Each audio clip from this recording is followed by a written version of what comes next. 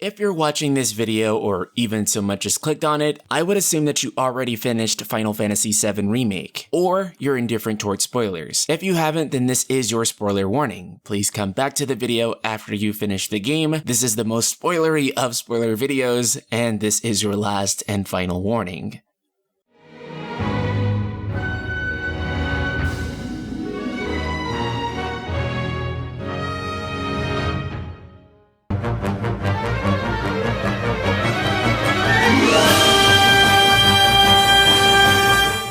For the most part, Final Fantasy VII Remake storytelling has been a massive step up from its HD predecessors 13 and 15. If you haven't watched my review of the game, I really enjoyed it. In fact, I can't recall the last time I was so immersed in a game's world and story. It was truly fantastic. However, to say the game's ending left a number of people confused is a severe understatement. The game honestly went full Nomura within its last two chapters, leaving players, let's conservatively say, completely puzzled as to what they just saw, and leaving every content creator and their mom to try to create an ending explain video to explain what happened. Look, you guys, I'm gonna level with you. Absolutely none of us really know what happened. No one ever knows what this guy is up to. Think about it. How many Kingdom Hearts theories have actually been right? Case and point. But today I'm going to use all of my knowledge of Final Fantasy VII and the 6 brain cells I have left to understand the game of 4D chess that Nomura wants to play here. First of all, this ending throws a lot at the player, and it is quite a lot to take in all at once. After beating Motorball, we then see an almost random flashback to Zack Fair. I imagine this must have been pretty confusing to new players, as there's no mention of who this guy even is. Zack says his whole spiel about embracing your dreams and protecting your honor and pretty much everything else he gets from his self-help books. From what we can tell, it seems that Aerith is the one having the premonition, as after this scene transitions back, the camera zooms out from Aerith. Previously known as the Watchmen of Fate, as a collective are now known as the Arbiters of Fate, or Whispers. These strange-looking creatures ensure that destiny is maintained, and that the timeline stays as it should. If you're getting Final Fantasy 13-2 vibes from this description, director Motomu Toriyama has worked as a scenario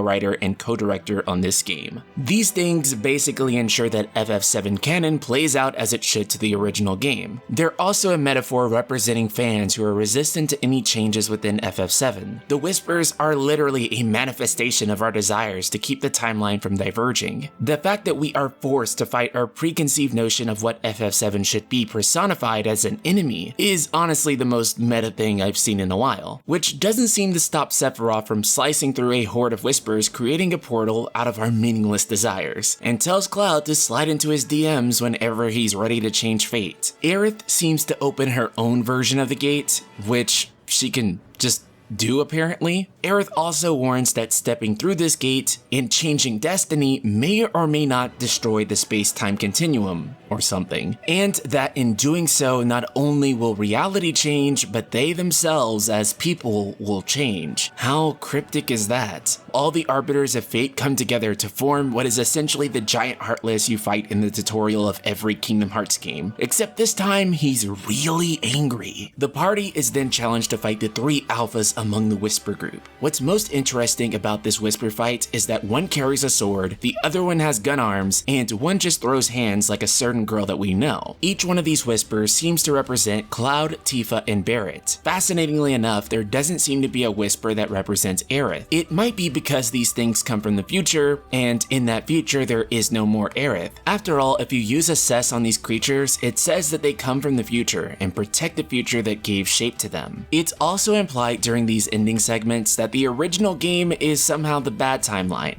which, okay. Also, when these Whispers fuse together, they become a form of Bahamut, which notably, they also fight a form of Bahamut in Advent Children. And I say this because the entire section going forward reeks of big Advent Children energy. Cloud once again sees visions of Aerith's unfortunate end. The party has a vision of Meteor approaching Gaia, or the alternate dimension they're fighting in, I suppose, and Sephiroth literally absorbs the Whispers into his hand. Nomura is probably laughing at us low IQ plebes trying to question the meaning of Sephiroth absorbing the Whispers. Oh, you mean you don't know? The fight then continues with the one-winged angel himself, yet again ripped straight out of Advent Children, though from a visual and set piece perspective this fight was pretty cool. After defeating him, they continued to go into strange territory, even going as far as to reference the scene where Cloud 1v1 Sephiroth at the end of the original game, except without all the context, and now he's fighting at the edge of creation. Cloud then approaches Sephiroth instead of running away. After all, he can't beat Sephiroth without getting closer. Meanwhile, despite it showing Sephiroth literally destroying Midgar, even doing so much as throwing Shinra HQ at Cloud, everything is apparently okay. Rufus is still president and all of Midgar is just fine. Jenova is gone and Hojo seems to be thrilled about it. Then we have the most controversial part of this ending, at least from my perspective. In a fight that would normally result in Zack's death, he is still standing there, beaten up pretty badly, but alive. You may have noticed that there is a bag of Stamp snacks that the screen makes careful note to slow down and focus in on. If you look at Stamp here, he's an entirely different breed of dog. Now this implies either one of two things. The first being that Shinra spoke to their marketing and advertising team and decided it was time to rebrand and widen the appeal of their image. Or there is a slightly alternate reality where Zack doesn't die. Shout out to whoever on fanfiction.net managed to get their writing featured in the remake. We also see this giant explosion of light that knocks Zack over surrounding Midgar. Some of the particle effects seem to be reminiscent of the ones around the Arbiters of Fate, followed by them all disappearing, which implies that when the party defeated the Whisperers, it pretty much changed the entire timeline, past included, or possibly adjacent realities. Also, Biggs isn't dead,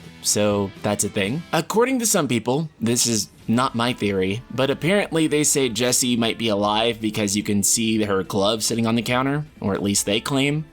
I don't know. Maybe he just likes hands. He wouldn't be the first. In either case, that's one retcon I can easily forgive, as I love me some baby girl Jessie. Oh, and then we have the party standing outside of Midgar, with everyone pretending Sephiroth did not just literally toss Shinra HQ at Cloud, and Midgar is just in one piece. The game then ends with Aerith and Cloud crossing paths with Zack and a younger Cloud, with the text on the screen showing the unknown journey will continue, almost explicitly stating that if you thought you knew what was going to happen in the next game, you absolutely do not. After all, with the protagonist literally killing Destiny personified, I can't think of a more direct way to tell you that things are about to drastically change from the Final Fantasy VII that you once knew. Which is fine, but God, does this have me a little bit worried about the direction. So what does all of this mean? Let me first be completely honest. Absolutely, positively, nobody knows. I don't have a 400 IQ Nomada brain to tell you, but here are some theories that kind of make sense, if there is anything that can be made sense of. The most predominant one is that Sephiroth either time travels to the past, becomes aware of the future using the Whispers, or a future Sephiroth informs him of what happens. Now, under the theory that Sephiroth from Advent Children is time traveling to the past, that would mean that this game isn't even technically a remake of Final Fantasy VII. Considering that it's a direct continuation of Final Fantasy VII's events, that would actually make this game Final Fantasy VII too. It would be a remake and a sequel at the same time, which I'm pretty sure that Nomada felt very Galaxy Brain for that. Furthermore, under this theory, remake doesn't refer to a remake of Final Fantasy VII, but it actually refers to Sephiroth remaking the timeline. Oh, and is Zack actually alive? I can't imagine, as it would change so much about his and Cloud's character arcs. And the meaning of Final Fantasy VII Remake's overarching story would not be the same. Love the man or hate him, his death is something that makes Final Fantasy VII's story what it is. The exact same goes for Aerith too, honestly. Even though she is literally my queen, it would still be fan fiction levels of cringe to spare a character just because she's a fan favorite. Like, I know I said that about Jessie, but just forget it. Final Fantasy VII Remake is a fantastic game, and I'm open-minded to wherever the changes go. I just hope that while the developers are changing some things, that they'll remember the core principles of FF7. I have been a huge advocate for change in this game, game since the very beginning, and I've looked forward to the new story content as much as anyone. That being said, I am hoping that this so-called unknown journey doesn't deviate so far from the original's premise that it's unrecognizable in terms of theme and tonality. This was one of the greatest shortcomings of the compilation of Final Fantasy VII in my eyes. It is hard to tell you how I feel about this ending definitively. While literally defeating a manifestation of the player's desire to keep FF7's timeline in order is an extremely deep metaphor, I also can't help but think in the back of my head, how far are they going to go with this alternate timeline and themes of destiny, which perhaps contrasts too sharply with the cruel world that FF7 seeks to depict. All in all, you'll be seeing tons of ongoing discussions, theories, community talks, and further analysis from this channel. Just picking apart all these topics is going to be an ongoing thing from here on out. Ultimately, I cannot condemn the ending fully, but I cannot lie to you guys and say that I was overwhelmingly thrilled with it. I think we're all going to have to see the payoff that's presented in part 2, and the moment that we see more of the game up to that point and we get our hands on it, we'll know whether or not it was worth it all. Although, who knows when that will be. So Ultima Weapons, I want to know, did you love Final Fantasy VII Remake's ending? Did you absolutely hate it? Or are you somewhere in between like me? Subscribe, click the bell icon, and let me know in the comments below. And if you value the content on this channel, consider becoming a patron for the Night Sky Prince. I am supported by incredible people like David Borg, who help keep all these Square Enix, Final Fantasy, and JRPG videos coming. So if this channel means a lot to you, be sure to check the link in the description below. Shout out to David and the rest of the Ultima community.